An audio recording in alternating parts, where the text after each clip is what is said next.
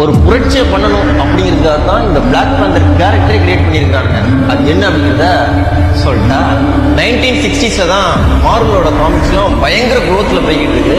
அப்போ ஸ்டான்லியும் ஜாக் கிர்பியும் யோசிக்கிறாப்புல, ஏன்பா எல்லா சூப்பர் ஹீரோஸும் ஒயிட்டாக மட்டுமே இருக்கு, ஏன் இந்த பிளாக்ஸ்னாலே அடிமையாக தான் இருக்குமா, இல்லை அவங்கள ஸ்டீரியோ டைப் பண்ணி சும்மா சப்போர்ட்டிங் கேரக்டர் தான் கேட்குமா, அவங்கள ஒரு சூப்பர் ஹீரோ கிரியேட் பண்ணலாம் அப்படின்னு சொல்லி முடிவு பண்ணுறாங்க.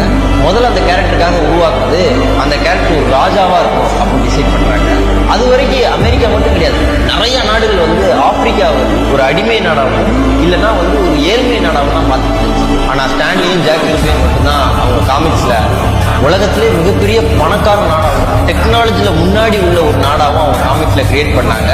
அந்த நாடு தான் ஒக்காண்டா. அதுக்கு கிங் தான் நம்ம சூப்பர் ஹீரோ அப்படின்னு சொல்லும்போது ஜாக் கிர்பிக்கு கேட்ஸ் தான் ரொம்ப பிடிக்கும். அதுலேயே முக்கியமாக இந்த பேந்தர் வந்து சூப்பர் ஹீரோக்கு தேவையான ஃபைட்டிங் ஸ்கில், லுக்கு, அப்பியரன்ஸ் எல்லாமே அந்த பேந்தரோட ரெஃபரன்ஸ்ல தான் எடுத்து வச்சாங்க. அதுக்கு ஸ்கெச் பண்ணி ஃபினிஷ் பண்ணுறாங்க.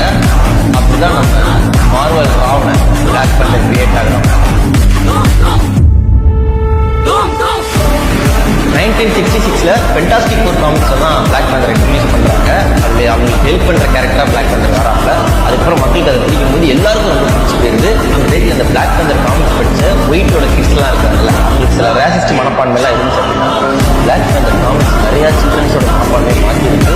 ஓகே, அவங்களும் நம்மளும் வேறு வேறுலாம் கிடையாது, எல்லாரும் சமம் அப்படின்ற ஒரு முற்போக்கான விஷயத்த பிளாக் பேந்தர் காமிக்ஸ் பண்ணி ஸ்டான்லியும் ஜாக் கிர்பியும் சேர்த்து ஒரு கேரக்டர் கிரியேட் பண்ணாங்க. அந்த கேரக்டர் ஒரு புரட்சியாளராக இருந்துச்சு. இந்த புரட்சியாளர் பேர் இந்த பிளாக் பேந்தர். அவன் ஊர்